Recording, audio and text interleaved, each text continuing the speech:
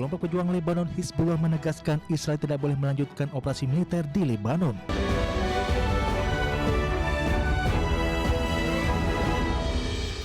Sementara itu, kelompok Hizbullah asal Lebanon menyatakan siap untuk membalas segala serangan yang dilakukan Israel.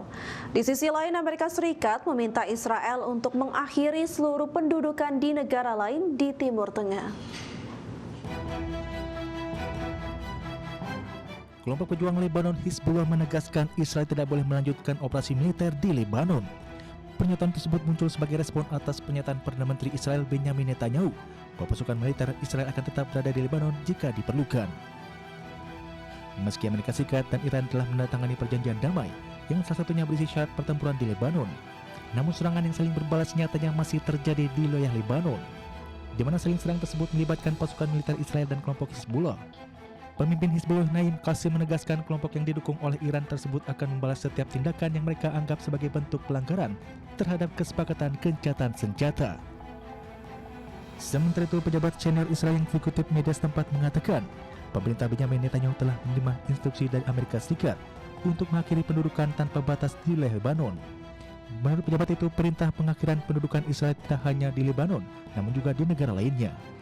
Berbagai sumber untuk ID Action.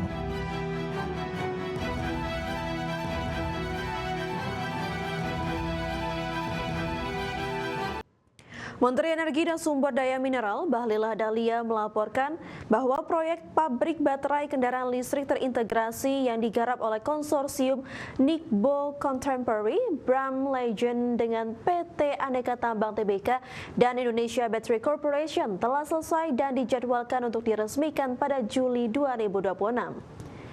CBL sendiri merupakan anak usaha dari raksasa baterai kendaraan listrik di dunia, Contemporary Amperex Technology. Menurut Bahlil, pembahasan bersama Presiden tidak hanya menyoroti perkembangan program hilirisasi, tetapi juga ketahanan energi nasional. Pemerintah terus memperkuat cadangan energi untuk memastikan keamanan pasokan di tengah meningkatnya kebutuhan domestik. Yang pertama adalah untuk mengevaluasi daripada program hilirisasi. Karena beberapanya sudah jalan, kami juga melaporkan kepada Bapak Presiden bahwa program hilirisasi kita untuk ekosistem baterai mobil yang kerjasama antara CATL dan Antam itu sudah selesai dan insya Allah akan diresmikan nanti di bulan Juli akhir, itu sudah selesai. Yang kedua, kami juga melakukan rapat dengan Presiden untuk membahas tentang energi kita. Dan energi kita akan bisa, ketahanan energi kita rata-rata di atas 20 hari minimum. Yang ketiga, kami juga tadi membahas tentang keberlangsungan stabilitas pelayanan pemerintah, pelayanan PLN kepada masyarakat khususnya dengan terkait dengan... Ya, pemerintah juga memutuskan membebaskan tarif bea masuk impor LPG dan bahan baku plastik menjadi 0%. Kebijakan ini dilakukan sebagai langkah meredam dampak ketidakpastian global yang bisa dimanfaatkan dunia usaha di semester kedua ini. Menteri Koordinator Bidang Perekonomian Erlangga Hartarto menjelaskan stimulus bebas bea masuk impor LPG dan bahan baku plastik ini diberikan untuk mendukung stabilitas harga dan sektor industri di tengah ketidakpastian global. Erlangga menegaskan insentif bea masuk 0% untuk impor LPG diberikan khusus bagi industri petrokimia. Kebijakan ini diperlukan karena harga LPG mengalami kenaikan akibat terganggunya pasokan dan rantai distribusi global. Pemerintah berharap penghapusan tarif impor LPG dan bahan baku plastik dapat membantu menekan biaya produksi, menjaga daya saing industri dalam negeri, serta memastikan ketersediaan pasokan bagi sektor manufaktur. Memberikan insentif untuk impor LPG dan bahan baku plastik. Nah, pemerintah menetapkan bea masuk 0% untuk impor LPG bagi industri petrokimia.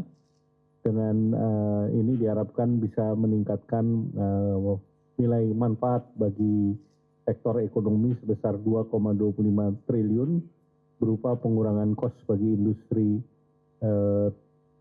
terkait dan efek multiplier efek atau efek pengganda yang bisa didorong.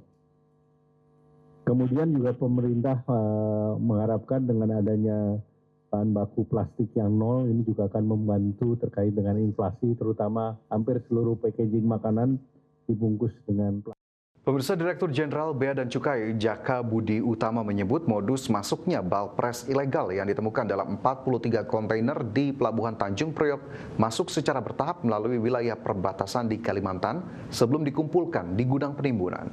Menurut Jaka, setelah terkumpul, balpres ilegal dikirim menggunakan jalur domestik sehingga seolah-olah merupakan pengiriman antar pulau biasa.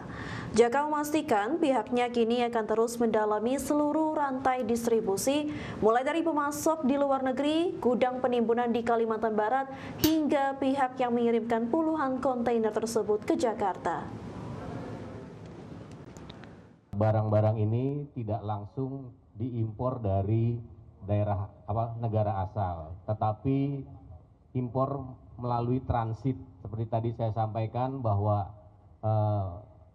balpres ini dilakukan lewat perbatasan, ya.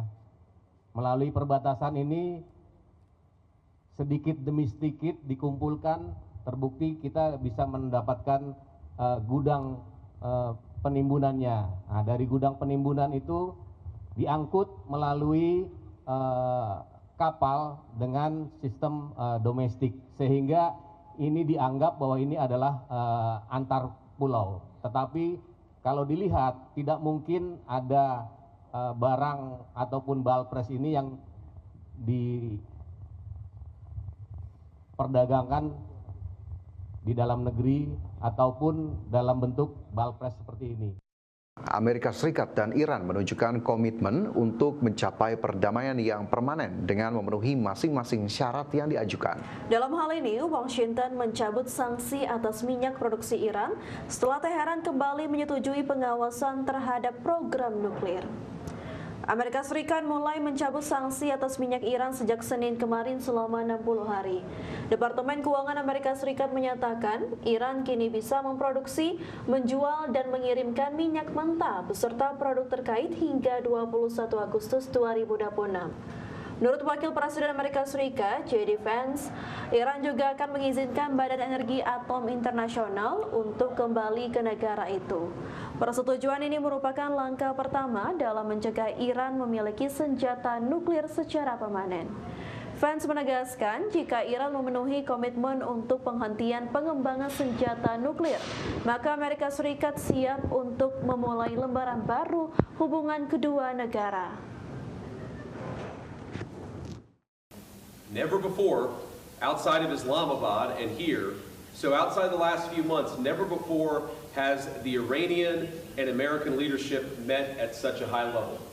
What the President has asked us to do is turn over a new leaf, to transform our relationship with the people of Iran and to extend an outstretched hand that says to the people of Iran that if your leadership is willing to give up being a driver of regional instability, if they are willing to give up nuclear weapons ambitions for the long term, then the United States is willing to fundamentally transform our relationship with that country. That is certainly our goal. We've already made great progress.